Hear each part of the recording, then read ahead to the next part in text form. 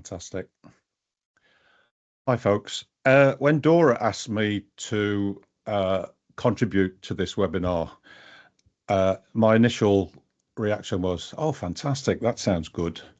And then very quickly, my ADHD kicked in and I thought, oh my gosh, what am I going to do? What am I going to say? How many things are we going to talk about? And I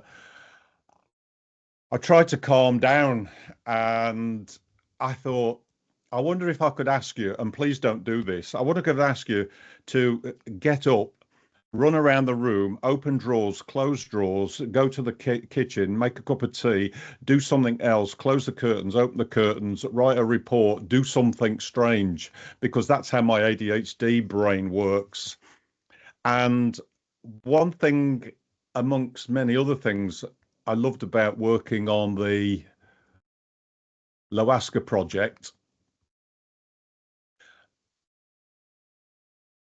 with Dora and her compatriots was I didn't really realize I'd been ADHD all my life until after the recordings of the people we were interviewing.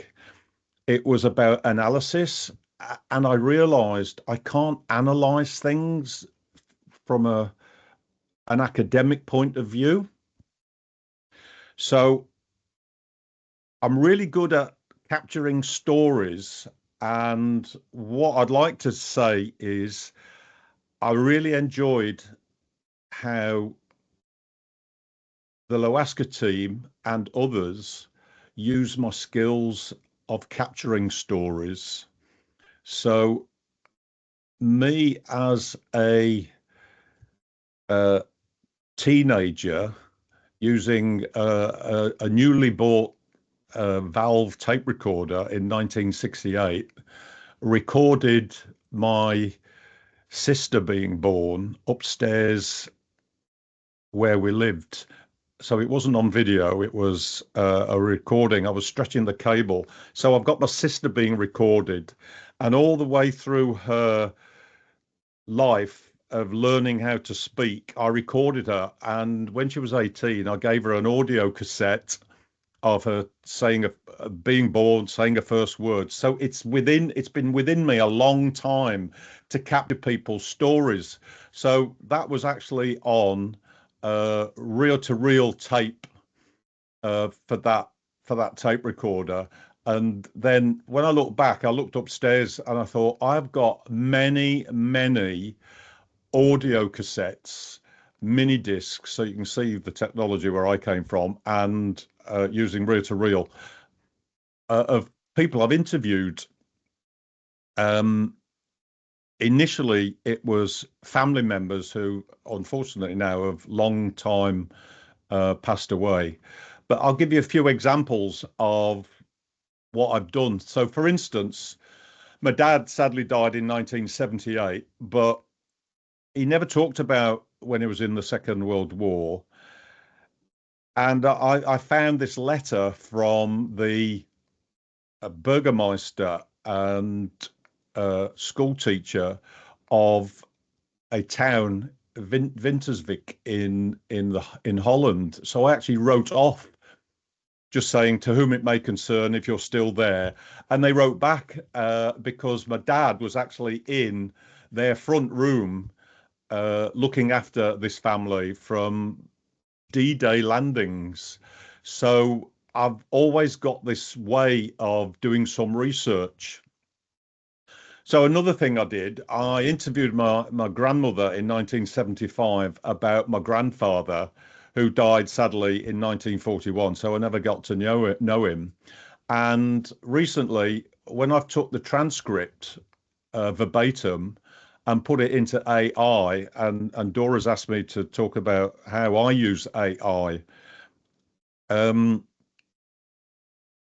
It analysed this and helped me put together other parts of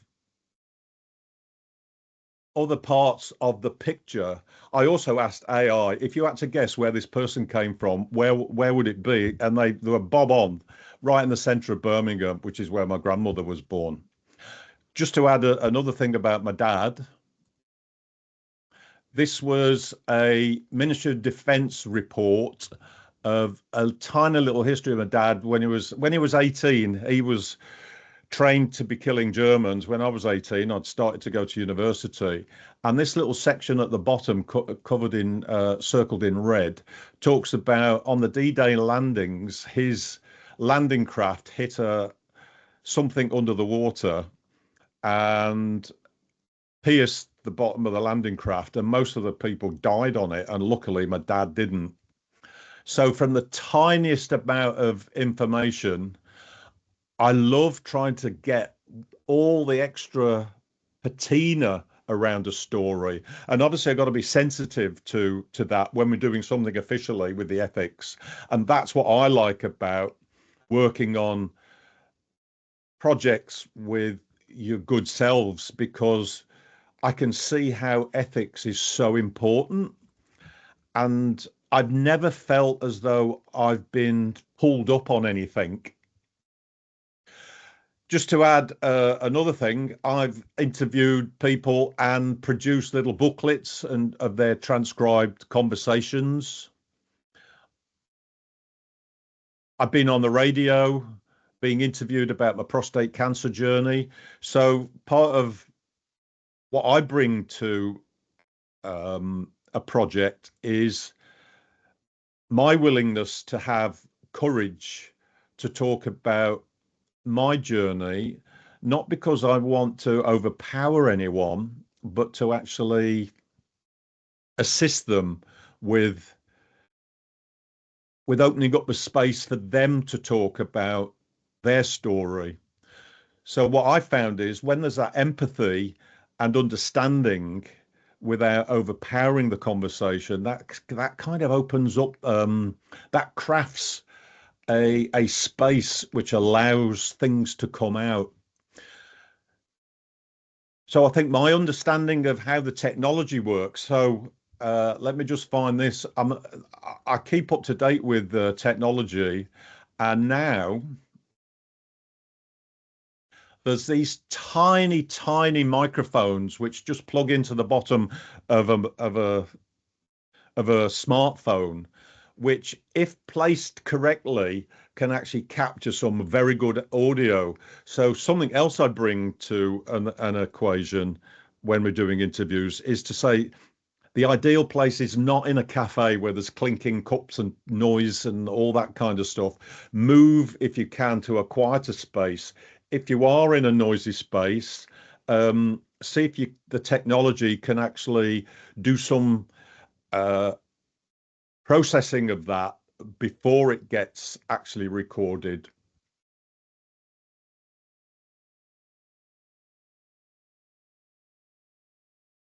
So 2 days ago, I was invited to do something at the Manchester Metropolitan University, and a question to 75 nurses was,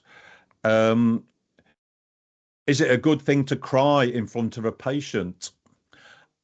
And they were given post-it notes. So that was the question. Is it okay for a nurse to cry with a patient after or during a difficult conversation? Now, the reason why I brought that up was 75 post-it notes were generated, and the lecturer gathered all those in and didn't have time to analyze them. So I said to her, can you give me those and I'll take them away tonight? So I popped them on some A4 sheets of paper, then put some prompts into ChatGPT. Please have a look at these post-it notes. Please summarize what's on each one.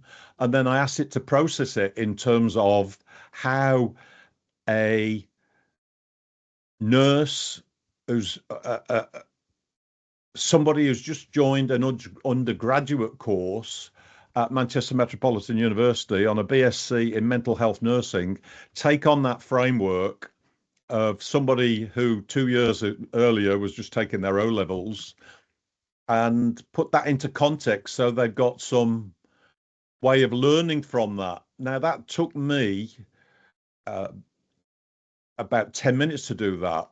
But I say to people, windsurfing is dead easy when you know how to windsurf. So knowing how to put really good prompts into some AI is really easy when you know how to put good prompts into AI. And I would encourage people here, not necessarily to do it on projects because of the ethics, but to do it to help yourselves become more expert in using AI to help you with whatever's going on in your life. So one of the ways I used it about a year ago was I went to Motorpoint to buy a new second-hand car, and I popped in this 15-page contract and asked it to analyze it and say, can you please, what's good for me and what's good for them? And can you give me some words to help me negotiate better? And it did. Another thing I'd encourage people to use to help you understand what you are doing or get more quality to thinking is to use Google Notebook LM. So I popped those post-it notes in as a source material on the left, and within 15 seconds it got analyzed, and I could generate a video summarizing that. So that little video could be fed back to the students. So something like that could be part of a discussion in a meeting which you have on a project. So not necessarily going out there and breaking any ethics. Am I on track, Dora? Sorry, just unmute myself. Yes, you are. Thank you. I already have some questions. Just we forgot to mention at the beginning, Martin said that if you have any questions during any point of the presentation, just raise your hand and put them in the chat if something comes to mind. See, thank you very much, Dora. Part of my ADHD, and Dora is so sweet. I need regulation because otherwise my fireworks just blast out. And perhaps some of you in the audience here might think, actually, that's what happens to me. The project gives me the regulation. Otherwise, I could be sparking off. What I really like about Newcastle is the way the projects, if I could call them that, are put out to people like myself. And when I have delivered something, how the administrative part of the organization looks after me. Hey, Martin, just checking. Did you receive your payslip? I went for the payslip approach. Yes, I have. Is there anything we've missed? And then when payment has come through, it's like, is this exactly what happened in September? Now, I've worked on a few projects with some universities. I can't remember if I've got the actual university name at the top. Oh, it has. Never mind. I don't think I'm landing anyone into trouble. But every month, I have to fill in this 2-page spreadsheet with what I thought I did the month before. I don't know whether, even though I'd sent it in as an attachment, I don't know whether the finance people have got it to process it. I'm not sure when it gets paid until I look at my bank account. And then some months I've got the same amount. And is that for that or is that for something else? I have to do all the hard work. And what I'm really liking about the University of Newcastle is all that is so painlessly looked after. That makes such a difference. And I dug this photo out of Dora. She might be embarrassed about it. And I tell you what, she's heard me say this before, so I don't know whether she'll be embarrassed. Dora made such a difference on the LOASCA project. I'm guessing now, was that swan, with the legs really swimming hard, but looking so calm on the surface, getting things organized in the background about meals. Does anybody have any preferences? The literature turns up, the notes from the training sessions are right. They're published in PDFs. And she was, I think, my guess, a little bit of a victim to the University of Birmingham HR system, which I know gets pressurized from the government. Am I allowed to work in the UK? Am I who I say I am? Am I into money laundering? And I know that's where AI really helped me, because I'd feed certain things into ChatGPT and say, I'm really struggling with this, this, and this. Can you please help me make sense of this for me? Not for anybody else to see that, not because it was private or anything. And that's where, by me learning how to use AI in the last 2 years really well, has helped me with my ADHD. So at the start of the day, I'll get up and I'll think, hey, what a fantastic day. And within 5 minutes, I've done perhaps 20 different things, because my focus is on interest, not importance. And having somebody as sweet as Dora and as structured as a project, that really helps me be regulated, because it's like, thanks, Martin, but this is how we have to do it because of ethics, but because of the academic approach. And I just accepted that. Hit me with a question, Dora. Okay. So you've been talking a lot about AI and ADHD and kind of your role as a co-researcher. So going back and combining maybe all of those, I have a question about so most of us kind of advise researchers on projects, and researchers want to work with public contributors and experts by experience. So what would you say would be their advice, our advice to them, how to work with people with ADHD, but also how to be inclusive in case, it's something hidden or something that people are unaware of? Thank you. Really good question, that. When did we start LOASCA? Is it 3 years ago? 2022, yes. Yeah, okay. When I look back, I realized I was masking. I didn't want to seem as though I didn't know what I was doing. So I think the earlier whoever's looking after the project can help people who are contributing, lived experience people who are contributing, almost to admit, to be relaxed enough to say, this is what goes on for me. How are you going to support me with this, which is part of the PPI? But because I'm so used to masking things, I kept things hidden.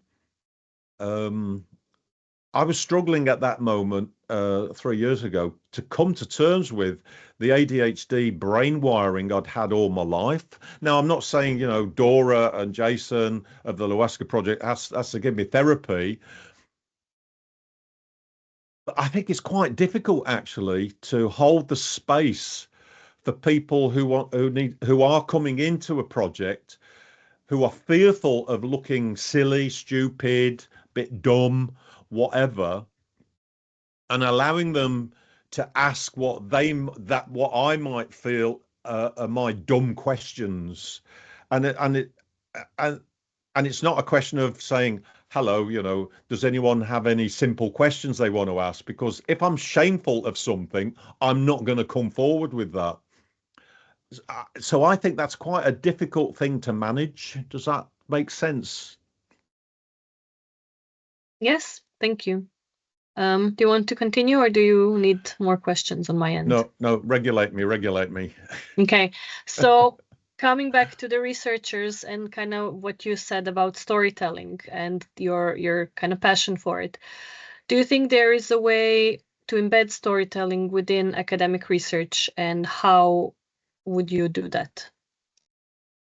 Yeah, great.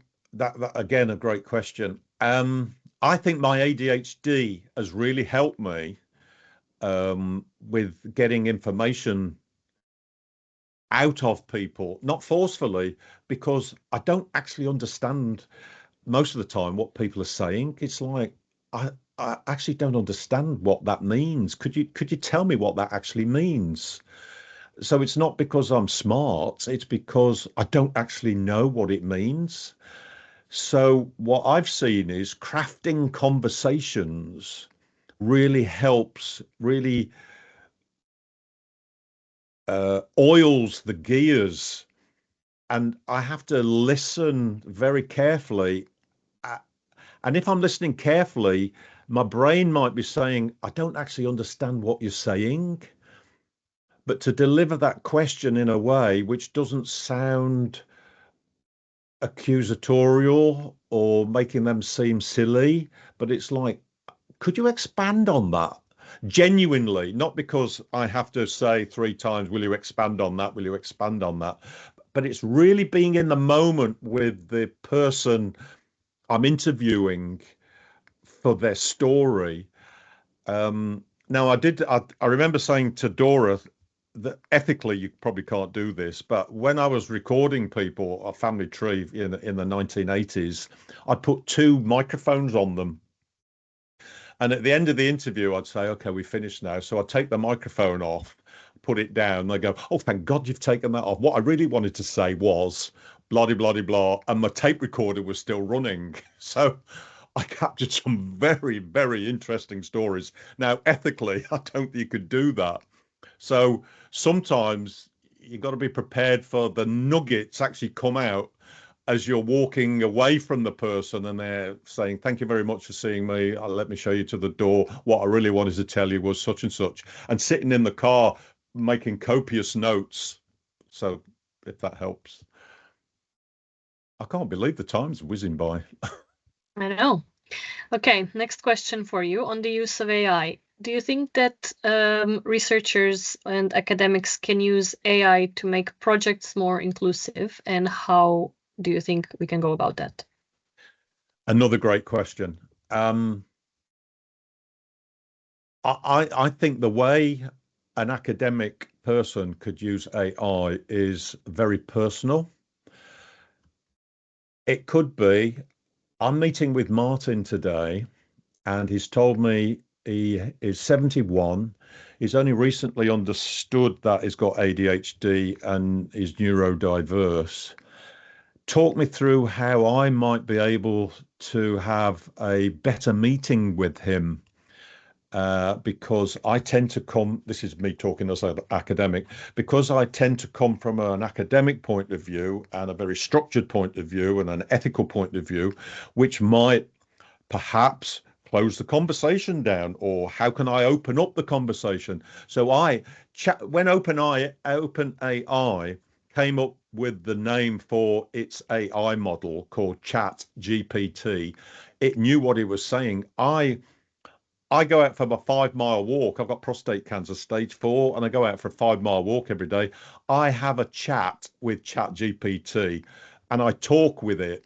So see Chat GPT or whatever other model you use as somebody you could have a chat to, not because I want a definitive answer, but hey, that's that. Hey, that can I explore that with you? Can you tell me what that might mean? Knowing also AI wants to please me and there might be hallucinations. So I would suggest use it for a personal exploration tool to expand your understanding of something you might not really understand.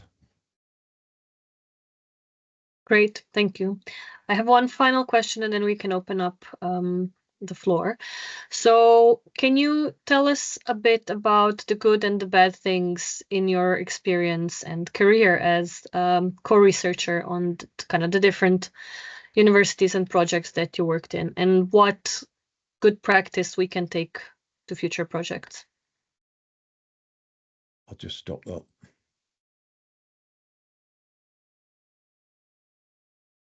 I've worked on one project with another university, and I've said on a number of occasions, I have an ADHD brain wiring, and I might be firing all these things off. Could you please take account of that? And it's like with Dora, could you please not close me down, but I need a bit of regulation. And on one project, hey, that's a really interesting point, Martin. Could you put that in the chat for us? That would be really great. And I'll come back to you on that one. And it's like, I'll put it in the chat. On another project at a different university, I felt every time I came up with an idea, I got closed down. Yes, but we can't do that. Yes, but we can't do that. And as part of ADHD, rejection sensitive dysphoria for me kicks in big style. And it's like, even though I know it's kicking in, it still kicks in. And I think the way you can manage a meeting and probably be exhausted at the end of it makes such a massive difference.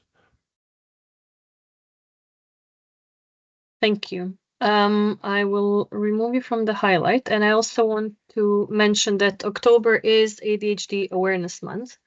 So I'll pop in a website with some more resources in the chat. But obviously, Martin, if you have any resources that you want to share, feel free to do so.